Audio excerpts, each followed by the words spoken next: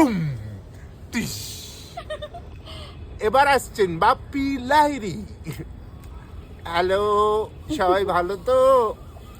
আমি এসছি কলকাতা থেকে এসছি কলকাতাতেই।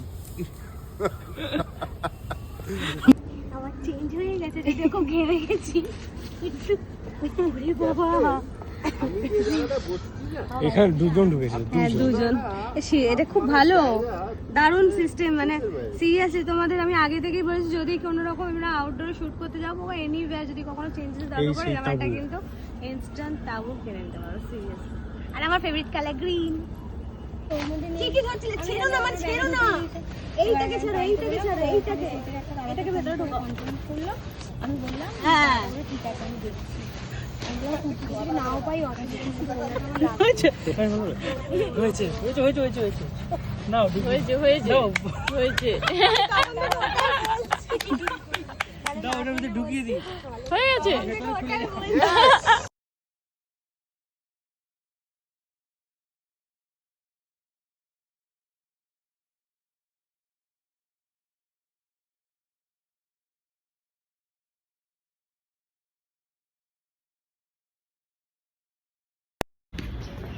এই নীল নীল আকাশে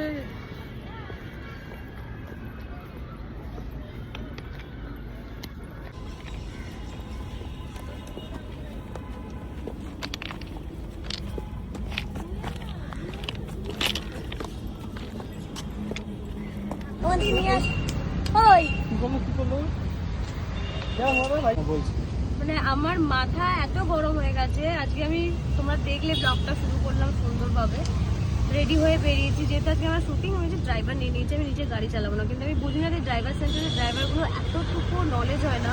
আমার একটা গাড়ি, প্রথম কথা, কোনো ড্রাইভার যখন তার ক্লায়েন্ট বা গাড়ির যে মালিক থাকে না গাড়িতে, তাদের কোনো রাইট নেই গাড়িটাকে অন করে রাখা বা এসি চালানো বা এফএম শোনা, হোয়াট এভার। ও আমার গাড়িটাকে, গাড়ি বন্ধ করা অবস্থায় এফএম চালিয়ে পুরো ব্যাটারিটাকে বসিয়ে দিয়েছে। আর আমরা যখন এই প্রিন্সেপ ঘাট থেকে আরেকটা লোকেশনে যাওয়ার জন্য উঠছি, অলরেডি বেলা হয়ে গেছে, অনেকটা সিন বাকি এখনো একটা গানের।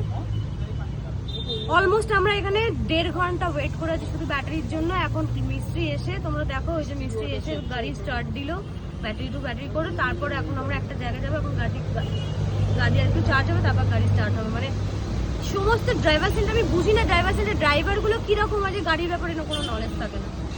আমার এত মাথা গরম হয়ে গেছে, এত মুড অফ হয়ে গেছে। যাই হোক, এখন মানে অ্যাটলিস্ট মানে গাড়িটা যে স্টার্ট হচ্ছে এই ভাগ্য বলো, আমি তাড়াতাড়ি গিয়ে এবার শুটটাকে কমপ্লিট করতে পারলে মাঝখানে।